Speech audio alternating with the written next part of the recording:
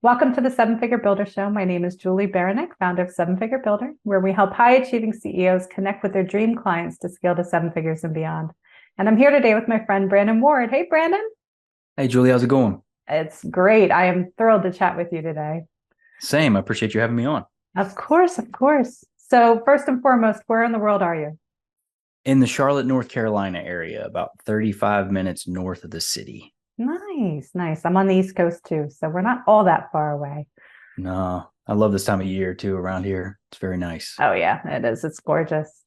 So, for those that haven't had the pleasure to meet you yet, can you tell us a bit about your business?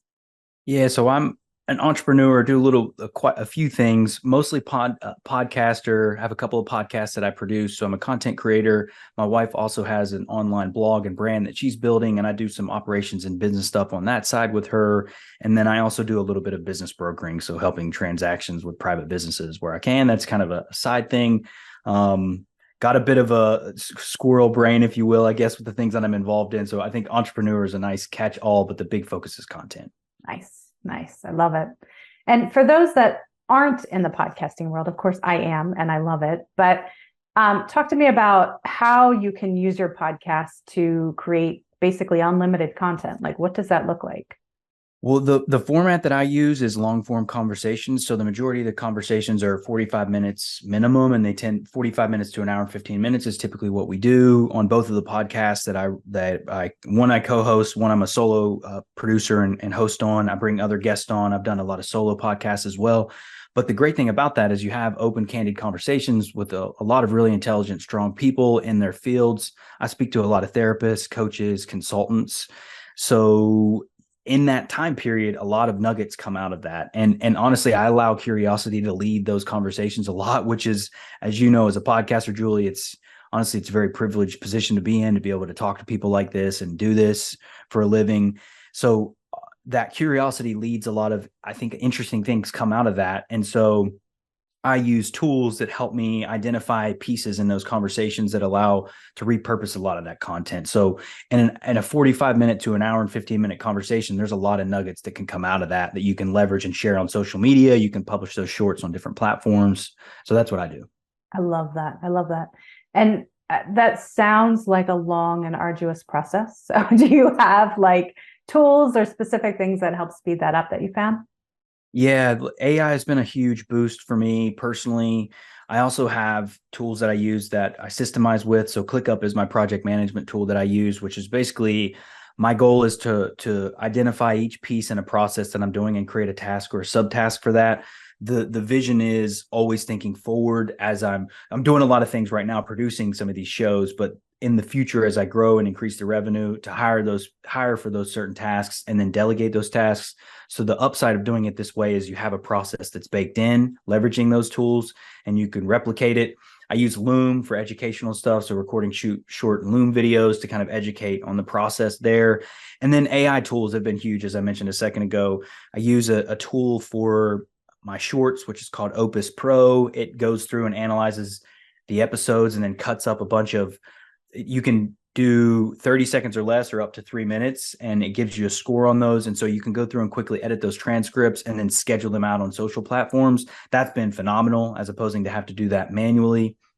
I have a great podcasting tool called Descript, which is an AI-driven tool for editing. It makes a sound. It's great. And Julian, you're shaking your head. I think you're probably I familiar love with these them. scripts. Yeah, exactly. It's, if you know what it is, then it's editing like a document, which is incredible.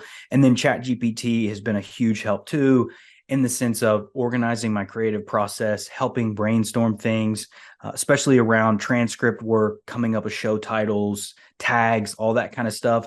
I can export my transcripts, drop them into Chat GPT, and then work on all the descriptions, the promotional stuff for the episodes.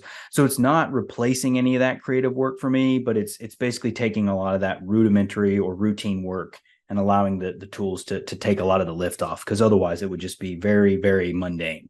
Yeah, 100%. And I found the tools to be invaluable as well because it basically allows you to become an entire team of, processing, post-processing, optimizing, and being able to streamline your time and work smarter, not harder. So I think that's really cool. Exactly. I'm gonna Exactly. have to check out Opus Pro. That's one I haven't tried yet. I've been using video AI for my shorts and my reels, which has been really cool. But I haven't tried Opus Pro, so I'm always on a search for new tools to make things easier. So I'll have to check that one out. Yeah. Heck yeah. Well, I know they've got some great deals right now for Black Friday too with their pricing. That was one of the things that I really liked is I like the way their credit system is, and the tool is just great. So I'd be curious what your perspective on it is. Totally, totally. So out of one episode, how much content would you say that you're able to get out of it to be able to repurpose across all your social media platforms? Yep, I aim for 10 to 15 clips, short clips out of each episode. And depending on the conversation and the quality of the content, that's usually what I get. 7 would be on a low end, but anywhere up to 15 to 20 clips I can get on really great conversations too. And then I repurpose those. The goal is I wasn't using YouTube early in my journey for podcast growth. And there's I had reasons for doing it. It was honestly a limited viewpoint from my perspective for a while. And so incorporating video has been huge, but using the growth side of that, especially now with the shorts, the way they're promoting it is excellent because you can pull people into the long form content. Because I love long form content. I kind of have a bit of disdain towards the short attention span TikTok world that we live in, but I've come around to realize the value of that. And you can actually, it's a great way to tease out long form content. So it's a great growth engine. So that's why for me, it's been a huge upside. And so what I'm doing is publishing daily, 1 video a day, scheduling it out, and then the long forms drop on Thursdays is the day that I regularly publish, so that you're feeding and growing consistently, and then driving. And Julie, as you know this, the great thing about podcasting and blogging similarly is that stuff lives forever. So you can create new content and point it back to it. So even on social media, you can create posts around it and point back to conversations.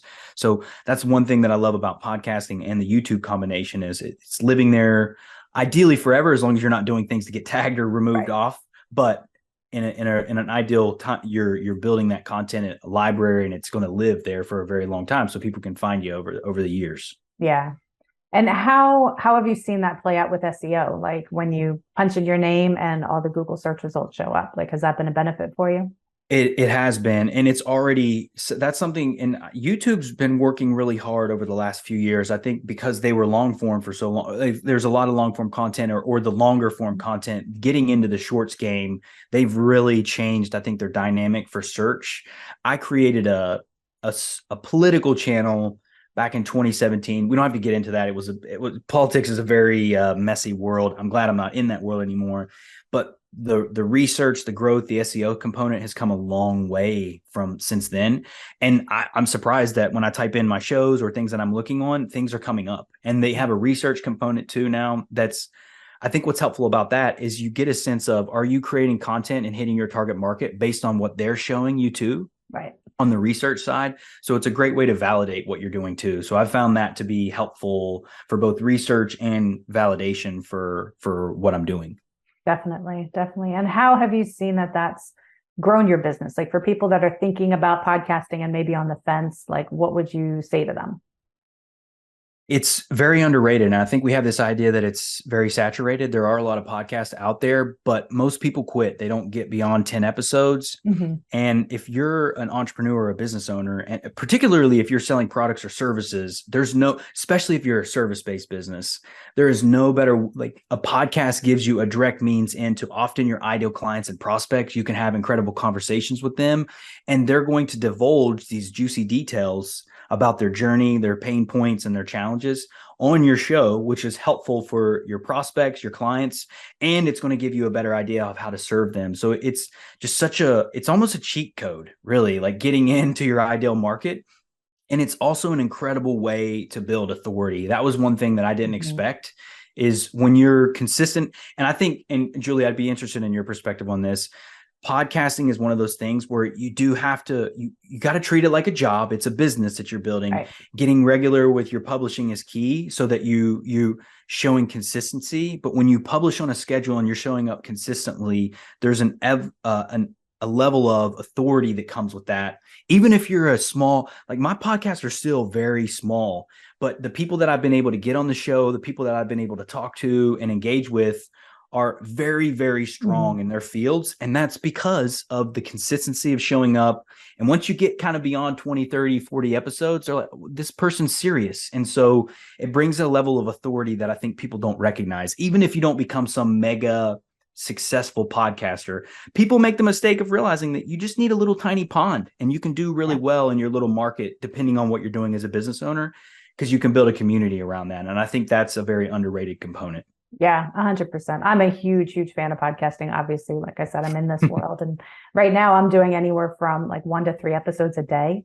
So Wow. it's a higher volume than most people, but yeah, it's amazing the people you come in contact with, the amount of information that I've been able to just glean off of these brilliant people that I have on the show and I'm able to connect with and learn just, the questions that I have that I want to find out.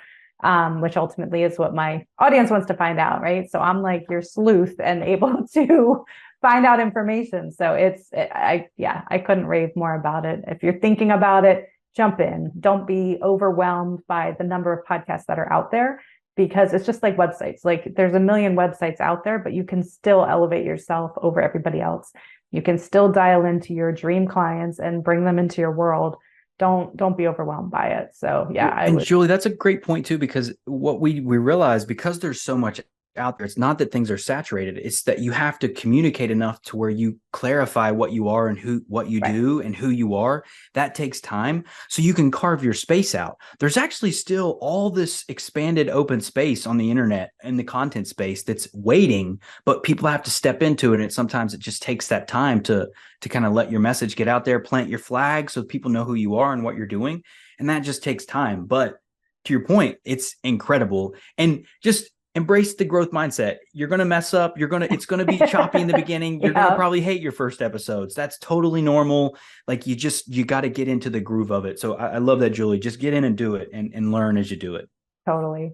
And how would you say that curiosity has driven the focus of your podcast? Like it's so big in connecting with people, but what are your tips or tricks for that, of just staying curious and being able to ask the right questions?